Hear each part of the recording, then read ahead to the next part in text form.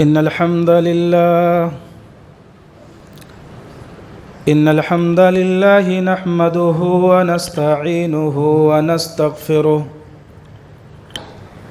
ونعوذ بالله من شرور أنفسنا ومن سيئات أعمالنا من يهده الله فلا مضل له ومن يضلله فلا هادي له وأشهد أن لا إله إلا الله وأشهد أن محمدًا عبده ورسوله أما بعد فإن خير الحديث كتاب الله وخير الهدي هدي محمد صلى الله عليه وسلم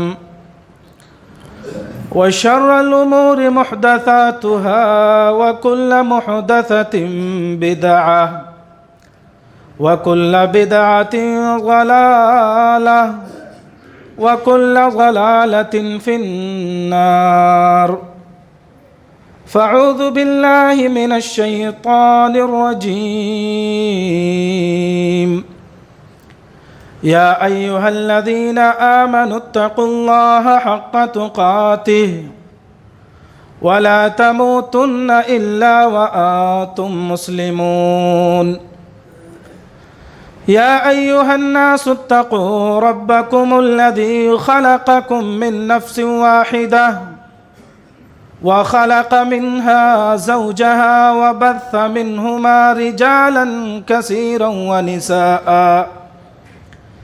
واتقوا الله الذي تساءلون به والأرحام إن الله كان عليكم رقيبا يا أيها الذين آمنوا اتقوا الله وقولوا قولا سديدا يصلح لكم أعمالكم ويغفر لكم ذنوبكم ومن يطع الله ورسوله فقد فاز فوزا عظيما أما بعد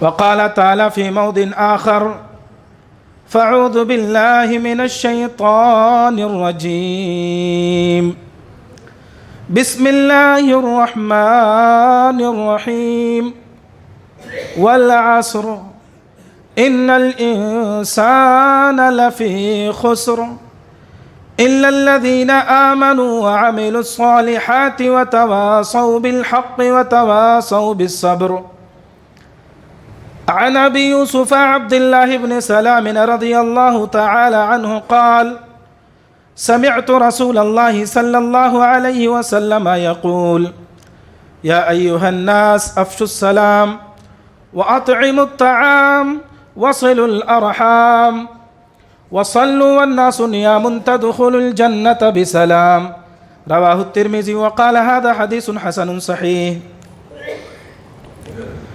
معزز و مکرم حاضرین جمعہ،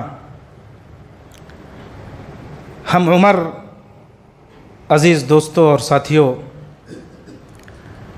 میری ماں اور بہنوں، ہر طرح کی حمد و ثنا، کبریائی، بڑائی، بزرگی اللہ ہی کے لیے لائق و زیبا ہے۔ بعدہ درود و سلام نازل ہو جناب محمد عربی صلی اللہ علیہ وسلم پر۔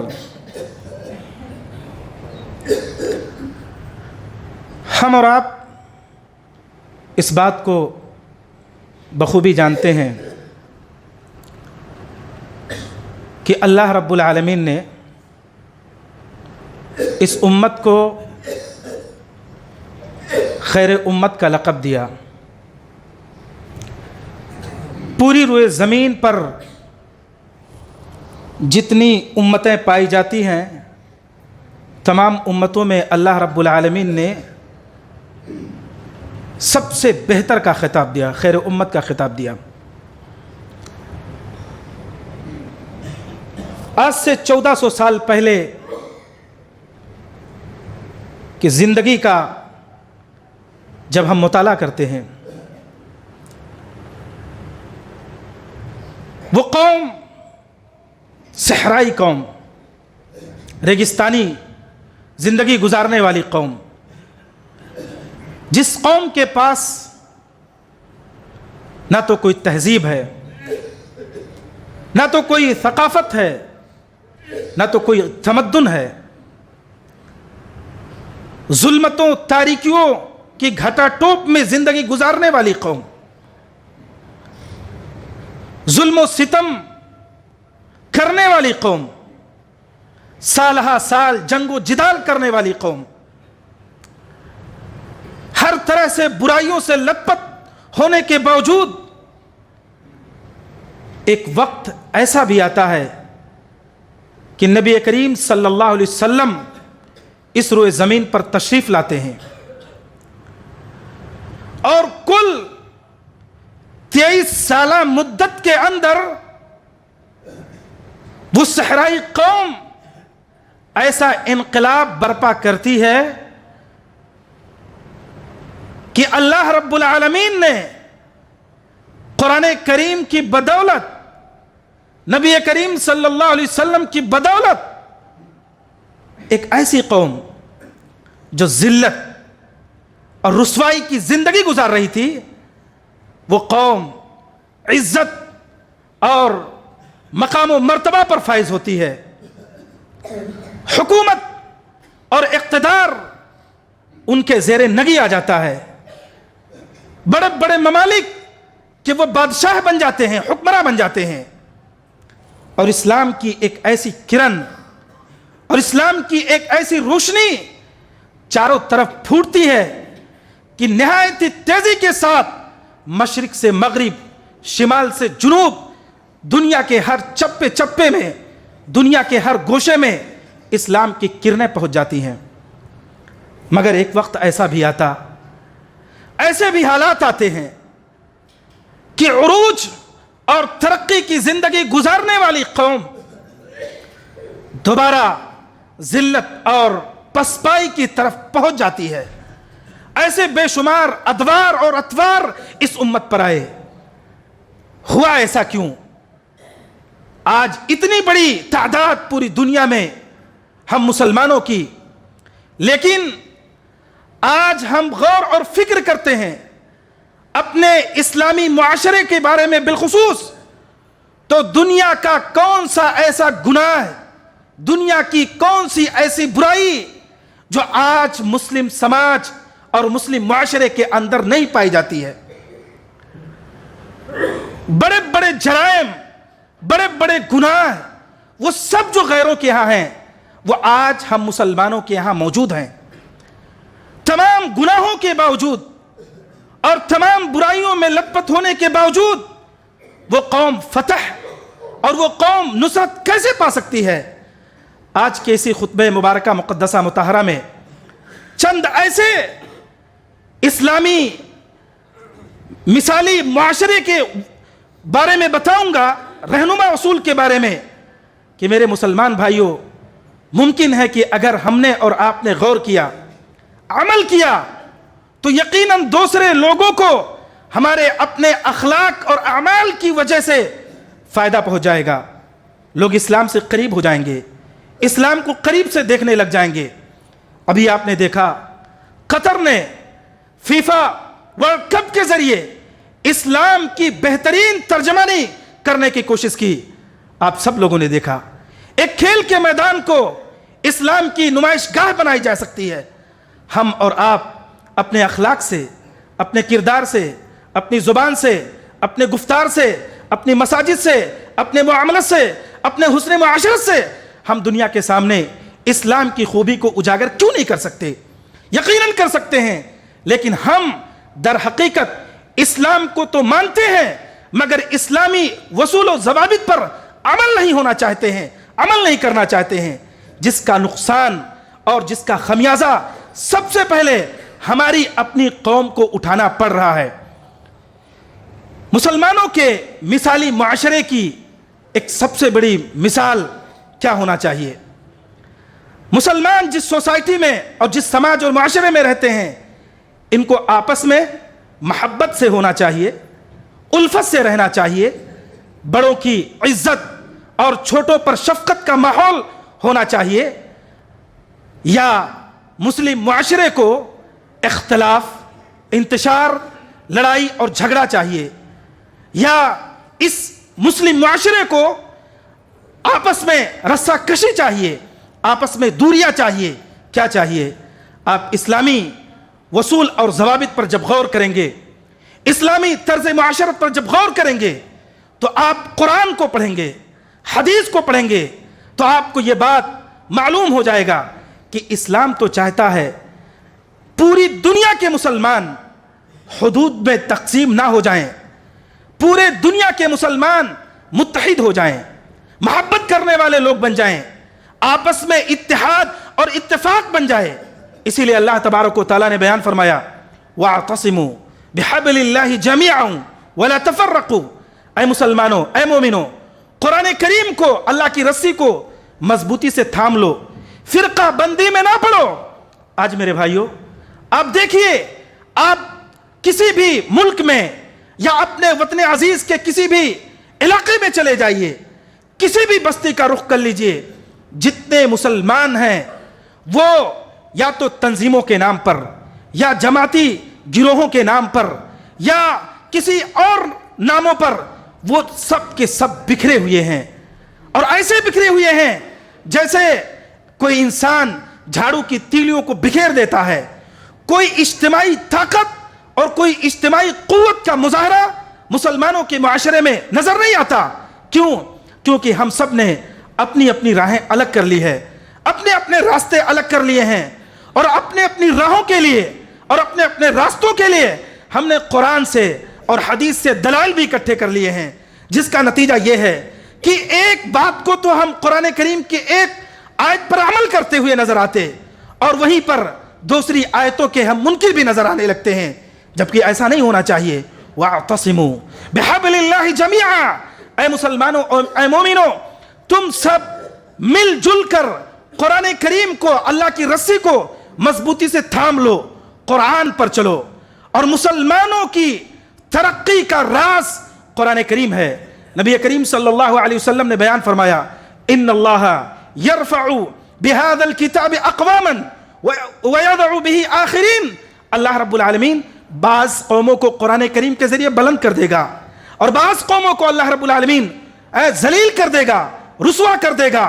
वो ज़माने में मुअज़्ज़ज़ थे मुसलमान होकर, और हम खार हुए तारीख़ क़ुरा होकर। ये ज़िल्लत, ये रुसवाई के जो असबाब हैं, ये हैं हम मुसलमानों ने कुरान करीम को पढ़ना, कुरान करीम की तिलावत करना, कुरान करीम को समझना हमने बंद कर दिया। क्या हमें और आपको नहीं मालूम कि दीन खैर खाही और भलाई का नाम है? सच्चाई और अमानतदारी के साथ अपने सीनों पर रखकर अपने आप से पूछना और अपने आप को जवाब देना। आज कितने लोगों ने कुरान करीम की एक आयत को पढ़ा है, गौर से पढ़ा है, समझ कर पढ़ा है, इस नीयत के साथ पढ़ा है कि इस पर इंशाअल्लाह रहमान हम अमल करेंगे। जब इसका जवाब पाए तलाशेंगे तो इतनी बड़ी तादाद में शायद ना के बराबर मिले, इक्का दुक्का मिल जाए। हमारी ये हालतें हैं। लेकिन यूट्यूब किसने देखा, व्हाट्सएप किसने खोला, मुख्तलिफ सोशल मीडिया के जराए से इत्तिसाल कौन कौन किया, एक लंबी लिस्ट और एक लंबी नाम भी निकल सकते हैं। मेरे भाइयों, ये हालतें हैं हमारी इस कौम की। तो जो अल्लाह तबारक व तआला ने हुक्म दिया कुरान को मजबूती से पकड़ना, फिरका बंदी में न पड़ना, आज मुस्लिम मुआशरा इस बीमारी में मुलविस है। इसके बाद सबसे अहम चीज जो इस्लाम चाहता है, किसी भी बस्ती के मुसलमान, पूरी दुनिया के मुसलमान आपस में एक दूसरे से मोहब्बत करने वाले हों, एक दूसरे की इज्जत और एक दूसरे की कदर करने वाले हों। आज हम सब जानते हैं कि हम लोग आपस में एक दूसरे की इज्जत और एक दूसरे की कदर कितना करते और एक दूसरे से मोहब्बत कितना करते। नबी करीम सल्लल्लाहु अलैहि वसल्लम ने बयान फरमाया कि ऐ लोगों, तुम जन्नत में जा नहीं सकते यहां तक कि तुम्हारा ईमान मुकम्मल हो जाए, और तुम्हारा ईमान मुकम्मल नहीं हो सकता यहां तक कि तुम आपस में मोहब्बत करने लग जाओ। अफ़शुस सलाम बैनकुम, मुसलमानों को जोड़ने वाला, मुसलमानों के दिलों में एक दूसरे के लिए मोहब्बत पैदा कर देने वाला जुमला, पैदा कर देने वाला प्यारा कलमा, अस्सलामु अलैकुम व रहमतुल्लाहि व बरकातुहू। क्या ये प्यारा कलमा, मुअज़्ज़ज़ कलमा بابرکت کلمہ ہم نے اپنے سماج اور معاشرے سے نہیں نکال پھینکا۔ آج ہم مسلمان آپس میں صرف اسی آدمی کو سلام کرتے ہیں جس سے کوئی غرض، جس سے کوئی مفاد ہو، یا عمومی طور پر ہم مالداروں کو سلام کرنا اپنے لیے باعث فخر سمجھتے ہیں، جبکہ یہ اسلام کا قانون نہیں ہے، یہ اسلام کا نظام نہیں ہے۔ ہر چھوٹے بڑے، امیر غریب، ہر شخص سے، یہاں تک کہ اگر فتنوں کا اندیشہ نہ ہو، برائیوں کا اندیشہ نہ ہو، تو مرد عورتوں سے اور عورتیں مردوں سے سلام کر سکتی ہیں۔ مگر آج ہم نے اس پیارے کلمے کے بجائے اپنے گھروں کے اندر، اپنے سماج کے اندر گڈ مارننگ، آداب، اس جیسے ڈھیروں سارے الفاظ اکٹھا کر لیے ہیں۔ میرے بھائیوں، اگر ہم اور آپ چاہتے ہیں کہ ہمارے اور آپ کے دل آپس میں جڑ جائیں، ہماری عزت اپنے گھروں کے اندر ہو، اپنے پڑوس کے اندر بھی ہو، اپنے گاؤں اور محلے کے اندر بھی ہو، اس نسخے پر عمل کر لیجئے۔ السلام علیکم ورحمۃ اللہ وبرکاتہ۔ ہم سب اپنے گھروں میں جاتے ہیں، اپنے ماں باپ کے پاس جاتے ہیں، اپنے بیوی بچوں کے پاس جاتے ہیں، ان پر بھی اللہ کی سلامتی اور اللہ کی رحمت کی دعا نہیں کرتے ہیں۔ یہ ہماری کتنی بڑی بخالت اور کتنی بڑی بخیلی اور کتنی بڑی بد نصیبی ہے۔ ہر ایک قدم پر، ہر ایک لمحہ پر ہم کو اسلام نے اجر اور ثواب کمانے کا موقع دیا، مگر ہم نے اور آپ نے ان مواقع کو ضائع کیا ہے ہمیشہ۔ اللہ کے رسول صلی اللہ علیہ وسلم نے اس معاشرے کو مضبوط بنانے کے لیے، دیکھیے اسلام یہ نہیں چاہتا کہ مسلمان کمزور ہوں، جسمانی طور پر، روحانی طور پر، مادی طور پر، کسی بھی طور پر اسلام مسلمانوں کو کمزور نہیں دیکھنا چاہتا۔ خصوصاً اسلام چاہتا ہے کہ مسلم معاشرے سے غربت کا خاتمہ ہو جائے، غربت ختم ہو جائے مسلمانوں کے سماج سے۔ اور مسلمان اگر کسی ملک کے حاکم ہیں، حکمراں ہیں، تو ان کے ملک کے اندر بھی غربت نہیں ہونا چاہیے۔ اللہ کے رسول صلی اللہ علیہ وسلم نے حکم دیا، وَأَطْعِمُوا الطَّعَامَ، کھانا کھلاؤ۔ آگے کی جو باتیں میں کہوں گا وہ حقیقت پر مبنی ہے، مگر تھوڑا تلخ بھی ہے، اور شاید اس تلخی کو اگر ہم اور آپ پینے کے لیے تیار ہیں اور اس بیماری کو چھوڑنے کے لیے تیار ہیں، رب کعبہ کی قسم منبر رسول پہ کھڑا ہوں، اس سماج اور معاشرے کے اندر، پوری دنیا کے اندر مسلمانوں میں انقلاب برپا ہوگا اگر ہم نے اور آپ نے عمل کیا۔ جہاں پر بے شمار چیزوں کو ہم نے ترک کیا، اللہ کے فضل و کرم سے آج دنیا کے مختلف جگہوں پر مسلمان جہاں بھی رہتے اور بستے ہیں، ہر مسلم سوسائٹی اور مسلم معاشرے میں مساجد کا قیام ہے، مسجدیں پائی جاتی ہیں۔ ذرا کبھی وقت نکال کر قرن اولیٰ کی مسجدوں کے حالات کے بارے میں مطالعہ کر لینا، نبی کریم صلی اللہ علیہ وسلم کی مسجد نبوی اور ان کے کارناموں اور ان کی خدمات کا ذرا مطالعہ کر لینا۔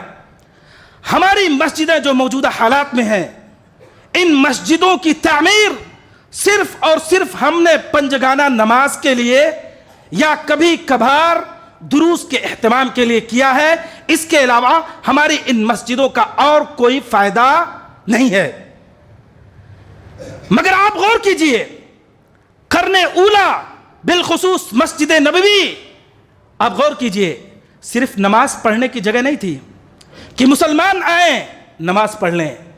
مسجد نبوی مسلمانوں کے لیے پارلیمنٹ کی حیثیت سے تھا، مسلمانوں کے فیصلے وہاں پہ ہوا کرتے تھے۔ مسجد نبوی میں دور دراز سے غیر مسلم وفود کی شکل میں آیا کرتے تھے، اور نبی کریم صلی اللہ علیہ وسلم سے، صحابہ کرام رضوان اللہ علیہم اجمعین سے دین کے معاملے میں بحث و مباحثہ، گفت و شنود کیا کرتے تھے۔ مسجد نبوی سے دین کی تعلیم کا انتظام تھا۔ ایک وقت ایسا تھا کہ مساجد میں، خصوصاً آپ قرطبہ کی مسجد کی تاریخ پڑھیے، تاریخ اندلس پڑھیے، مسلمانوں کے فتوحات اور عروج کے زمانے کے واقعات پڑھیے، ایک ایک وقت میں مسجدوں میں کئی ہزار لوگ بیٹھ کر قرآن پڑھنے والے ہوتے تھے۔ अहादीस रसूल सीखने वाले होते थे। उलमा का एक जम्मे गफीर हुआ करता था, मुहद्दिसीन का, फुक़हा का। कोई साहब उधर बैठे हुए हैं, कोई उधर बैठे हुए हैं, कुछ लोग उधर घेरे हुए हैं, कुछ उधर हल्का बना के बैठे हुए हैं, दीन सीख रहे होते हैं। क्या हमारी मस्जिदों में है? मुसलमानों की हालत यह है, 10 लाख रुपए का होटल बुक करके निकाह मुनाकिद जब तक नहीं किया जाएगा, यह सर बुलंद नहीं होगा। समाज के लोग उसको मालदार और साहिब सरबत नहीं करेंगे।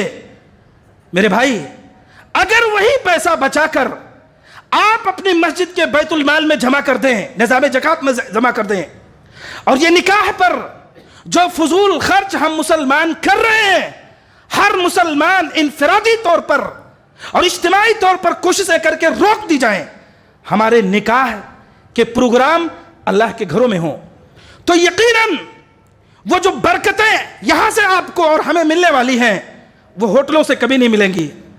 निकाह होती है, निकाह होने के बाद एक दिन नहीं गुजरता, 2 दिन नहीं गुजरता, लड़ाई झगड़े, शिकवा शिकायत, और हफ्ते हफ्ते आते हुए वक्त मामलात खत्म। इन्हीं मस्जिदों से हमारे खादिमीन, मस्जिद के जो खुद्दाम हुआ करते थे, समाज और माशरे में चल फिर कर यह गौर करते थे, किस बच्चे का निकाह अब तक नहीं हुआ है, किस बेटी का निकाह अब तक नहीं हुआ है, कौन बेवा है, कौन यतीम है, कौन मुहताज है, कौन कल्लाश है। कभी हम में से किसी ने सोचा फला नौजवान की शादी नहीं हो रही है, क्यों नहीं हो रही है, मालूम किया जाए।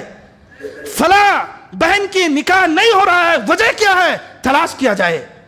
आज एक मुसलमान दूसरे मुसलमान के घर रिश्ता लगाता है, तीसरा मुसलमान पहुंचकर पिन करता है, रिश्ता खत्म, रिश्ते कैंसिल। ये हालात बन चुके हैं। मुसलमानों की जो अज़दवाजी और खानदानी हालात हैं, अगर आप इसके बारे में इल्म रखते हैं, मेरे भाइयों, आपके आंखों से आंसू नहीं, खून आएगा। इस वक्त हिंदुस्तान की सरजमीन पर कितनी मुस्लिम बच्चियां जो गैर मुस्लिम भाइयों के साथ निकाह करने पर मजबूर हैं और भाग रही हैं अपने घरों से।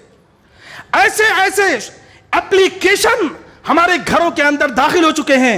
हमारे घर के बुजुर्ग ये समझते हैं कि हमारा बेटा, हमारी बेटी ऑनलाइन जॉब कर रही है, पैसे कमा रहे हैं, मगर हकीकत हाल ये है, उन एप्लीकेशन के जरिए हमारी बहन बेटियां 90% अपने इज्जतों को नीलाम कर रही होती हैं।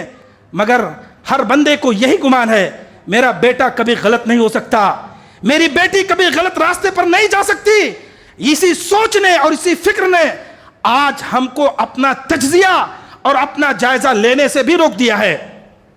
हमारे इलाके में एक ऐसे आलिम दीन, अफसोस होता है मेरे भाइयों, हम अपने घरों का जायजा लें, और आलिम ने बहुत सारे लोगों के घरों के साथ ऐसे मामलात हुए, उनकी सगी 2 बेटियां एक गैर मुस्लिम के साथ भागी और मंदिर में जाकर शादी किया हिंदू रस्मों रिवाज के मुताबिक, और आकर उसी गांव में रह रही हैं।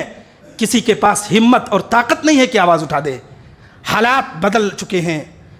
ये फितनों का दौर, ये फसादात का दौर, ये जंगो जिदाल का दौर, इस दौर में मुसलमानों अपने दीन ईमान की हिफाजत करने की जरूरत है। अपने आप को, अपनी औलाद को, qu अनफुसकुम व अहलीकुम नारा, नजरें बंद कर रखे जिंदगी मत गुजारो, अपने घरों को टिटोलो, अपने घरों का जायजा लो। कमियां नजर आए, वक्त रहते हुए उनको दूर करने की कोशिशें करो। ऐसा ना हो जब आग लग जाए तो उसको बुझाने की कोशिश करें। वातिमुत्ताम, खाना खिलाओ, वातिमुत्ताम, जरूरतमंदों की जरूरतों को पूरा करें। अगर हमें मालूम हो जाए समाज और माशरे की जरूरतें, मुस्लिम मसाइल और उनके हल, तो आज मुसलमानों के अंदर जज्बा पैदा हो, अखुवत पैदा हो। मुसलमानों की सोच और फिक्र तो दुनिया पर आ चुकी है। आलीशान इमारतें तामीर कराना, बिल्डिंगें तामीर कराना, जैसा मैंने कहा, शादी ब्याह पर फजूलियात लाखों और करोड़ों रुपए खर्च कर देना, और झूठी शान के खातिर और झूठी इज्जत के खातिर अपने दीन और ईमान को नीलाम कराना। वातिमुत्ताम, जरूरतमंदों की जरूरतों को पूरा करो। अगर इस नुस्खे को समझ गए और अमल कर लिया تو کل آپ کے مسجد میں نظام زکوٰۃ بن جائے گا۔ ایک ایک آدمی مہینے کا 10-10 روپیہ اکٹھا کرے گا، 100 روپیہ اکٹھا کرے گا، بہت سارے غریبوں کی، بہت سارے نادار کی، یتیموں کی، بیواؤں کی، مسکینوں کا، ان کی تمام ضرورت مندوں کی ضرورتوں کو پورا کرنے کا انتظام کیا جا سکتا ہے۔ مگر ہم سب کھالے بیٹھے ہوئے ہیں۔ وَأَطْعِمُوا الطَّعَامَ وَصِلُوا الْأَرْحَامَ، رشتہ داروں کے حقوق کو ادا کرو۔ رشتوں میں سب سے افضل رشتہ کس کا ہے؟ والدین کا ہے، ماں باپ کا ہے۔ مگر موجودہ زمانے کے فتنوں میں سے ایک بہت بڑا فتنہ جو پنپ رہا ہے، ہمارے نوجوان شادی کرنے کے بعد، نکاح کرنے کے بعد سب سے پہلا کام کیا کرتے ہیں؟ جس باپ نے پالا پوسا بڑا کیا، جوان کیا، شادی بیاہ کیا، پڑھایا لکھایا، نکاح کے 1 مہینے کے بعد دوسرے مکان میں چلے جانا، گھر سے الگ ہو جانا، اور بار بار بیوی کا یہ کہنا کہ مجھ پر شوہر کے ماں باپ کی اطاعت اور فرما برداری یا ان کی خدمت فرض نہیں ہے، اور اس طرح کہہ کر اپنے آپ کو جھوٹی تسلی حاصل کر لینا، اپنے آپ کو بچا لینا، اور والدین سے کٹ جانا، اور ہمیشہ دماغ میں یہی چلاتے رہنا، میرے اوپر تو تھوڑی فرض ہے ماں باپ کی خدمت کرنا، یہ تو میاں صاحب پر فرض ہے، ان کے بیٹے پر فرض ہے، یہ چاہے تو اپنے والد اور والدین کی خدمت کرے نہ کرے، میں روکنے والی نہیں ہوں۔ میرے بھائی، مگر بھول جاتے ہیں کہ وہ عورت اگر سجدہ کرنا جائز ہوتا تو ایک عورت کا اپنے شوہر کے لیے سجدہ کرنے کا حکم دیا گیا ہوتا۔ ایک عورت کی کامیابی اور جنت کے داخلے کے اسباب میں سے ایک سبب یہ ہے کہ عورت یعنی بیوی اپنے شوہر کی اطاعت گزار ہو۔ اگر شوہر یہ حکم کرے اپنی بیوی کو کہ میں دبئی جا رہا ہوں، میں سعودی جا رہا ہوں، قطر جا رہا ہوں تمہارے لیے پیسہ کمانے، دولت کمانے، میرے ماں باپ کے پاؤں میں کانٹے تک نہیں چومنا چاہیے۔ بتاؤ اس پر اطاعت کرنا، اپنے شوہر کی بات ماننا فرض ہے یا نہیں ہے؟ مگر ہم تو اور آپ ہیں ہر مسئلے کا حل ڈھونڈ لیا کرتے ہیں اپنے آپ کو بچانے کے لیے۔ شریعت نے حکم دیا ایسے تمام رشتہ داروں کے حقوق کو۔ بتائیے، جس اسلام نے ہمیں اور آپ کو کہا فلا تقل لہما اف، ماں باپ کے سامنے اف نہ کہو، دوسری باتیں تو چھوڑ دو، بحث اور مباحثہ اور جنگ و جدال اور پرانی باتیں تو چھوڑ دو، کہا کہ اف تک نہ کہو۔ آج وہ قوم کیسے، وہ نوجوان اپنے والدین سے جھگڑ کیسے لیتے ہیں، لڑائی اور جھگڑے پر کیسے آ جاتے ہیں، مار اور پیٹ پر کیسے آ جاتے ہیں، اور گھر سے ہاتھ پکڑ کر بھگانے پر کیسے آ جاتے ہیں، یہ بات سمجھ میں نہیں آتی۔ اس کی وجہ یہی ہے، ہم نے قرآن کو نہیں سمجھا، حدیث کو نہیں سمجھا۔ الحمدللہ مدارس سے فارغین جو طلبہ ہیں، طالبات ہیں، ان کے دلوں میں تو اتنی عظمت اور اتنی قدر باقی رہتی ہے ان کے بنسبت جنہوں نے صرف دنیا کا علم لیا اور صرف ان کے پاس دنیا ہی کا علم ہے۔ وہ علم دنیا کا نہیں ہے، وہ بھی دین کا حصہ ہے، مگر خالصتاً دین کو چھوڑ کر ایک راستے پر گئے، بھٹک گئے، اس کا استعمال ان کو صحیح سے نہیں آیا۔ میرے بھائی، آخری بات جو نبی کریم صلی اللہ علیہ وسلم نے بیان فرمایا، اس کا بھی جائزہ لے لینا اور غور کر لینا۔ پورے بھٹکل شہر میں الحمدللہ بہت لوگ ملیں گے، میں جانتا ہوں یہ شہر یہ علم و فن کا گہوارہ ہے، یہ علم و فن کا مرکز ہے، اہل علم کا ہے، لیکن اور اٹھنے کی ضرورت ہے۔ پوری دنیا سو رہی ہو، اٹھ کر نماز تہجد ادا کرنا۔ میں جانتا ہوں یہاں پر ہیں ایسے لوگ جو تہجد کی نماز پڑھنے والے ہیں، مگر ایسے بھی لوگ ہیں کثرت سے جو نمازوں سے کافی دور ہیں، نمازوں سے کوسوں دور ہیں۔ 2 کروڑ کی مسجدیں ہندوستان کی سرزمین پر مسلمانوں کی موجود ہیں، مگر آپ ان مسجدوں میں جب جائیں گے تو 1 صف 2 صف نمازی ملیں گے۔ آپ کو افسوس ہوگا کہ اتنی بڑی مسجد کروڑوں کی بنانے کی کیا ضرورت پڑی صرف 2 لوگوں کو نماز پڑھنے کے لیے۔ میرے بھائیوں، اللہ کے گھر کو آباد کرنا، اللہ کے گھر کو آباد کرنے کی فکر کرنا اور کوششیں کرنا، یہ ایمان والوں کی پہچان ہے، یہ ایمان والوں کی نشانیاں ہیں۔ یہ 4 کام، سلام، اطعام طعام، صلہ رحمی اور نماز تہجد، اگر ہم اپنے سماج اور معاشرے میں نمودار کر دیں، ظاہر کر دیں، شو کر دیں، تو یہ اسلام کے شعار ہیں، اسلام کے خصائص ہیں، اسلام کی خوبیاں ہیں۔ کوئی بھی غیر مسلم، حتیٰ کہ مسلمان بھی جو اسلام سے، مساجد سے، مسلمانوں سے دور ہے، وہ انشاءاللہ قریب ہو جائے گا، وہ اسلام کو سیکھنے پر مجبور ہو جائے گا۔ میں ہمیشہ اس بات کو کہتا ہوں کہ اسلام ایک خوشبو کے مانند ہے، گلاب کے پھول کے مانند ہے، خوشبو دیتا ہے۔ گلاب کا پھول دنیا کا ہر انسان سونگھتا ہے، فائدہ اٹھاتا ہے، مگر وہ جب خوشبو دینا بند کرتا ہے، دنیا اس کو کوڑے دان میں ڈالتی ہے۔ ہم مسلمان بھی دنیا کے ہر میدان میں، علم کا میدان، سیاست کا میدان، سماجیات کا میدان، سائنس اور ٹیکنالوجی کا میدان، صحافت کا میدان، دنیا کے کسی بھی شعبے اور کسی بھی ڈپارٹمنٹ کو دیکھ لو، اگر ہم نے ہر ڈپارٹمنٹ میں اپنی پکڑ بنایا، اپنے آپ کو مستحکم اور مضبوط کیا، انشاءاللہ یہ اسلام ابھرے گا۔ اسلام لوگ خود قبول کریں گے۔ یہ تو الزام ہے کہ اسلام تلوار کے بل پر، قوت کے بل پر، طاقت کے بل پر پھیلا، یہ سراسر جھوٹ ہے۔ اسلام تو اپنے فطری اصول و ضوابط و تقاضوں کی بنیاد پر برحق ہے۔ اس کی خوبیاں اور اس کی اچھائیاں دیکھ کر لوگوں نے اسلام قبول کیا ہے۔ کبھی کوئی زبردستی اور طاقت کے بل پر اسلام کسی نے نہیں قبول کیا۔ اس لیے اے مسلمانوں، اسلام کی شعار کو پھیلاؤ، اسلامی تعلیمات کو اور اسلامی نشانیوں کو، اسلامی تہذیب کو اور اسلامی تمدن کو اپنے سماج اور معاشرے کے اندر اجاگر کرو۔ اگر چاہتے ہو کہ آپ کے زمانے میں بھی انقلاب آئے، آپ کے دور میں بھی انقلاب آئے، نصرت اور فتح آپ بھی دیکھیں، تو آپ اسلام کو فالو کرو۔ سچے پکے مسلمان ہم اور آپ بن جائیں، انشاءاللہ یہ شہر، یہ ملک امن و سکون کا گہوارہ بن جائے گا۔